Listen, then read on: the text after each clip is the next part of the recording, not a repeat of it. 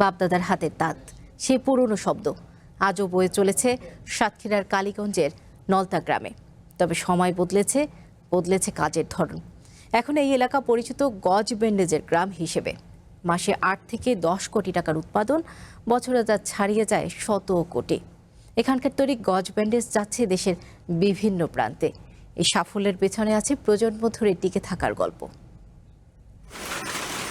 ভোর হলে একসময় এই গ্রামের ঘরে ঘরে শোনা যেত হাতে চালানো তাঁতের খটখট শব্দ।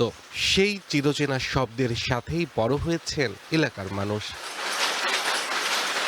যুগ পেরিয়েছে, বাপদাদার সেই আদি পেশাই এখনো আঁকড়ে ধরে রেখেছেন সন্তানরা। শুধু বদলেছে যন্ত্র, হাতে চালানো তাঁতের জায়গা দখল করে নিয়েছে বিদ্যুৎ চালিত পাওয়ারলুম।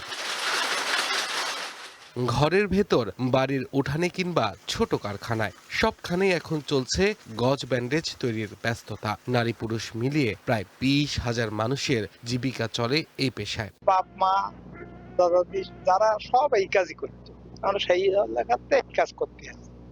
এখন এতে আমাদের পূর্বপুরুষরা চলে থাকতে এখন আমরা লাভবান। সরকারি ভাবে অনুদান বিভিন্ন সাইড দিয়ে হলে আমাদের সুবিধা, যেমন লোন কিংবা কিস্তি স্বরূপ টাকা। ভবিষ্যৎ হোক নিরাপদ, বিনিয়োগ হোক বিশ্বস্ত, আর আমার পছন্দ। এই শিল্পে এখন যুক্ত হচ্ছে তরুণরাও। পড়াশোনার পাশাপাশি ধরছেন পরিবারের হাল। লেখাপড়ার পাশাপাশি এই অবসর টাইমে আব্বা আম্মুর কাজে তাতে হেল্প করি, আর এতে যেটা আয় হয় সেটা দিয়ে সংসার মোটামুটি ভালো চলে আমাদের। তবে উৎপাদন ও কাজের পরিধি বাড়লেও সেই অনুযায়ী মেলেনি সরকারি বা প্রাতিষ্ঠানিক কোনো সুবিধা। উল্টো বেড়েছে সুতাসহ সব ধরনের কাঁচামালের দাম। ব্যাংক ঋণ পেতেও নানা জটিলতা। নিজেদের চেষ্টায় এতদূর এলেও এই শিল্পকে আরো বড় করতে প্রয়োজন সরকারি পৃষ্ঠপোষকতা।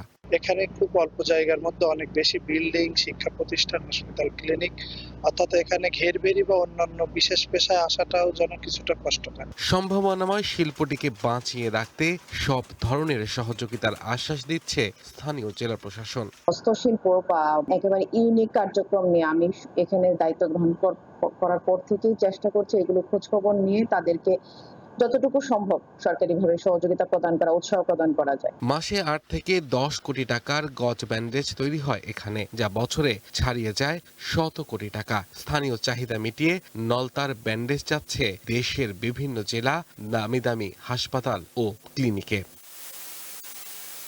One national desk.